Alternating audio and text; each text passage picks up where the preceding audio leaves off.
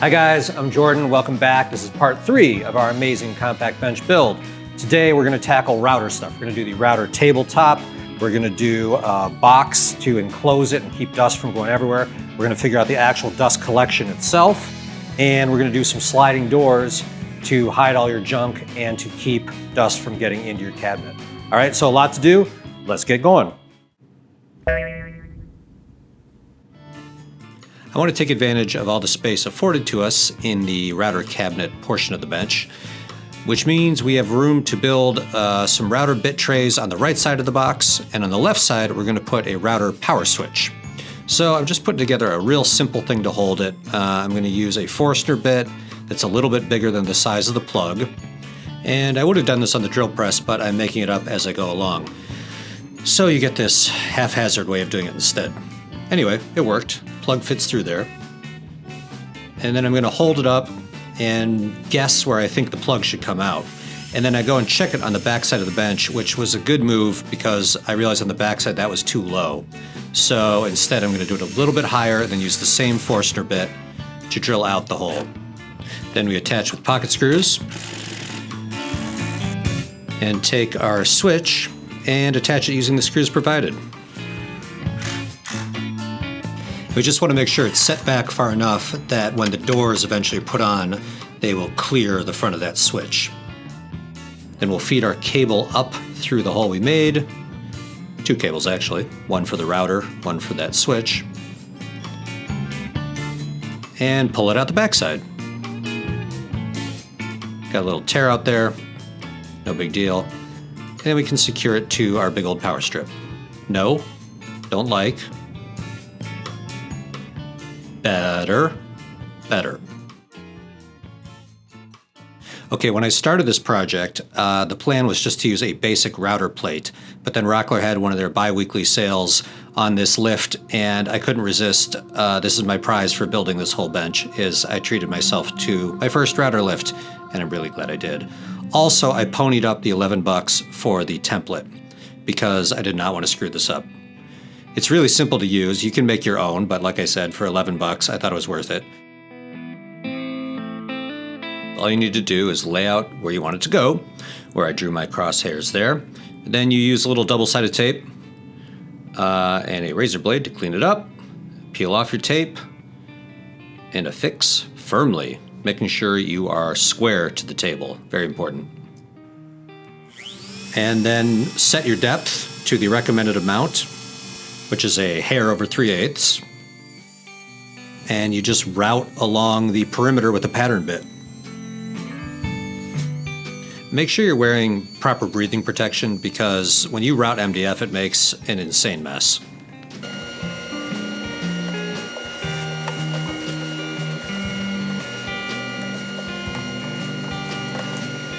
Better. Then I'm going to check the depth with a caliper. Yep, 3/8. Then you remove your template, then you follow the directions on it to draw out those little corners, and then use a drill to make some starter holes and a jigsaw to then clean it up, leaving those corners intact.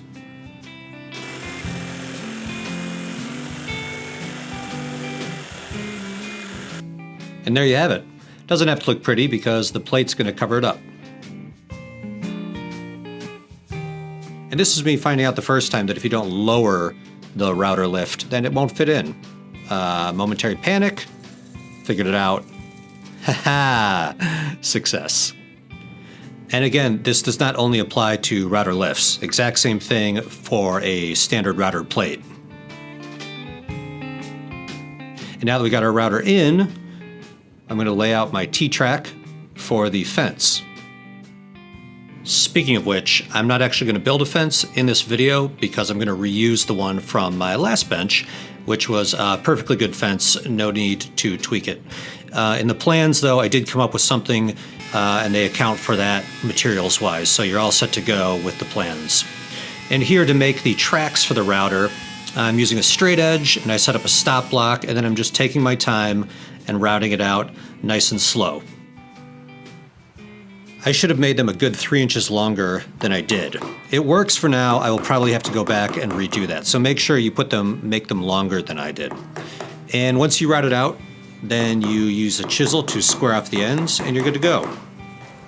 And then you can cut your T-track pretty easily, especially if you have a saw that's not super dull like this one.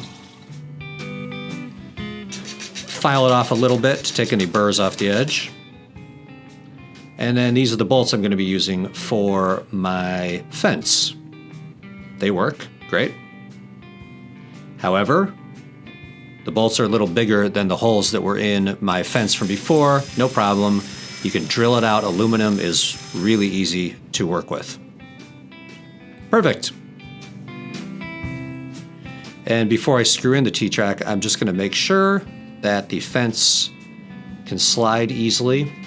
And the reason I'm mentioning that you want your T-track longer than I made it is there are certain advantages to being able to go well past the router bit with your fence. The way I have it right now, my fence goes right up to where the bit is, just a little past it, but it could definitely go a bit further.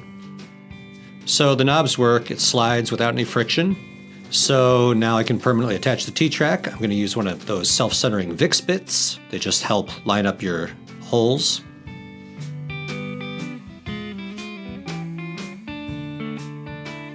And throw in a couple very shallow screws.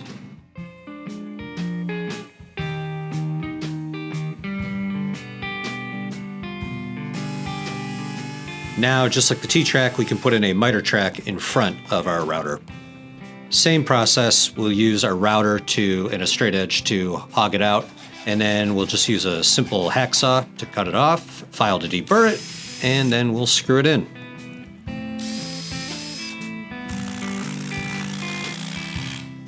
Actually, right before I installed this miter track, I got out my old router bit tray because I remembered we need to lay out where we're going to put the router bits. We will cover making those trays in the next video, but for now, before we make the box, we want to lay those out. And it's definitely going to be easier to do before we build the router box.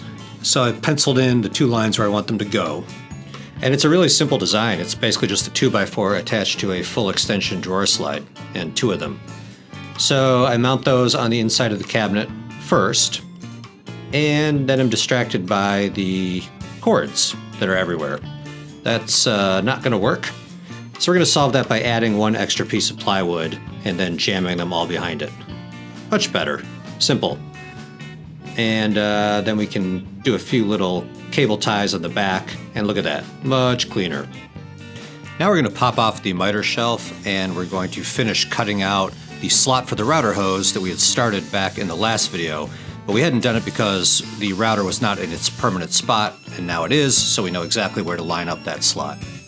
Now round over both sides. I'm also going to do a smaller version for the table saw power cable because it was getting a little bit crimped, and this will just give it some relief. Now we reattach the shelf, and we can slide the hose on through, and look at that, no snagging, no problems. Temperature check, please. Cool, sweating right along. Let's move to building our router box. To help line up where the walls are going to go, I cut a spacer for the bottom and the top and screwed those in. I made them at a 45-degree angle for some reason. That was completely unnecessary as they're going to get covered up anyway. Here I'm using a stop block to help cut 2 identical pieces of 3/4 for our dust box walls. The only difference is we need to cut a little notch in the upper left one for the router power cable. I happen to have an extra power cable for my router, so I'm going to leave it permanently attached in there. If you didn't, as in you need to take it out when you take out your router, you might want to make that hole a little bit bigger. And I'm going to put it all together with pocket screws. And now I'm putting the left wall in, and it's hard to tell at this angle, but I'm taking the router power cable and putting it through that little notch we just cut. And then I butt the wall up against the 2 spacers and screw it in. Do the same to the right side. And then I made these 2 blocks to go on the top and bottom. If you're not using a router lift, if you're using a router plate, you might want to do this a little differently. You might need a little more access room. But here, I'm just trying to minimize air leakage for the suction. So I'm putting these 2 small boards on top and bottom. And then I'm just using a 1/2-inch door with a simple handle on it. And I didn't have any hinges. I just have 2 magnets. So I attach the plates on the back side and line them up with the 2 magnets on the inside. I don't have to take it on and off very often because it's a lift, but you could always use a hinged door if you prefer.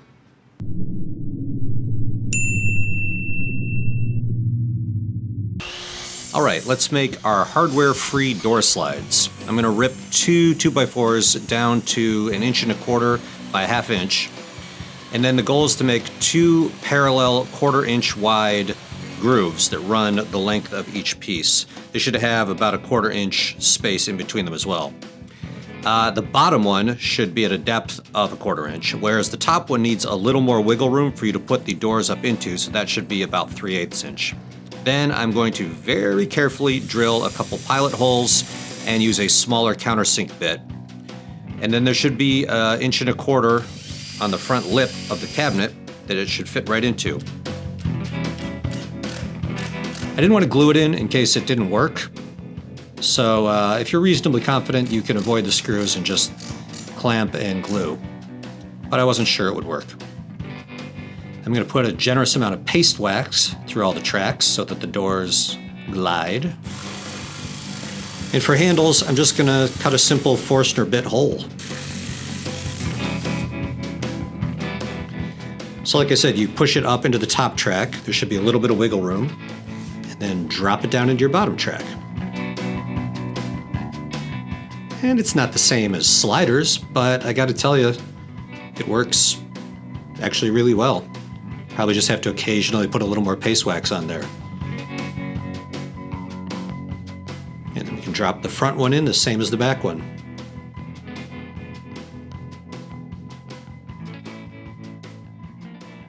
Real nice.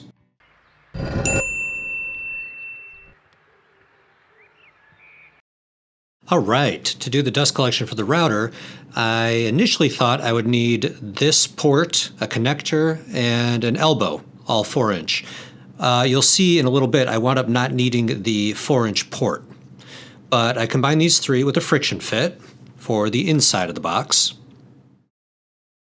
And then on the outside of the bench, I will use a combo port because I use the Dust Right from Rockler combo system. And that also is from Rockler, and that attaches and has a separate hose that goes up to the back of the fence. So you get dust collection in 2 directions. It's pretty great. I initially laid it out in the wrong orientation. I thought it would go, I guess you would call this the horizontal way. So I drilled a pilot hole, and then when I checked the back of the bench, I realized that was too high to clear the miter shelf when it was folded down. So I had to go a little bit lower. Just another reminder why it's always important to drill a pilot hole first. Oh, I see you.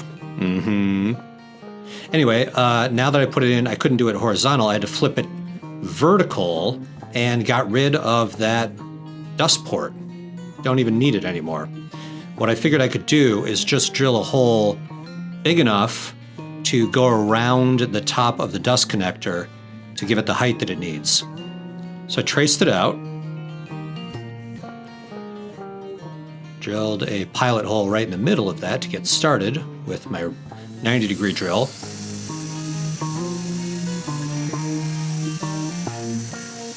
And then came at it from above with my 4-inch hole saw.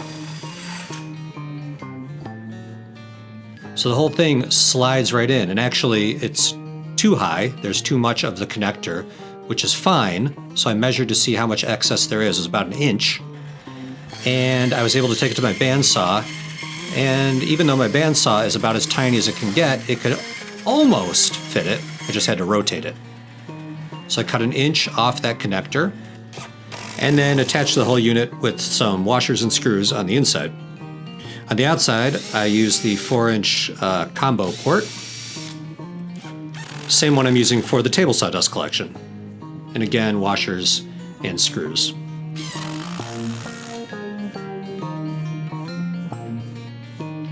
And here's the view from inside the router box. Truly a sight to behold. But I need to direct the dust down into that hole a little bit better.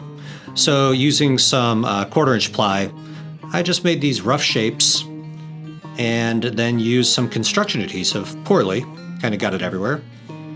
But I just sort of placed it, fudged it around a little bit, until it resembled ramps.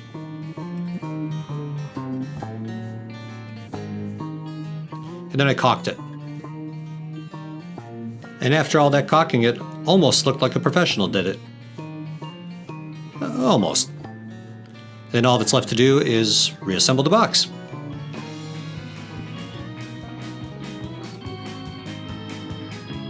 Good stopping point. We have done a lot of work. I'm tired, I'm thirsty, but you know what I'm not? Dying from particulates, because we did a pretty good job with our dust collection on that router table. I feel good about that. I also feel good about the general way the router table is working. The one thing you should do is probably extend your T-track for the fence. That was a mistake I made. Put it a little bit further. Somewhere down the line, I'm probably gonna have to take those out, extend it, put in some new T-track. But for now, it's working great. I'm really happy about it. I like the way the doors are working. Very little left to do. Next video, we're gonna do some finishing touches and a part I'm really excited about, which is the table saw extension. So definitely check that out. As always, thank you so much for watching. Free plans below. If you like the music, also there's a link below. Quasar Wah-Wah, very handsome band. And see you next time. Remember, if I can do it, you can definitely do it. See you next time.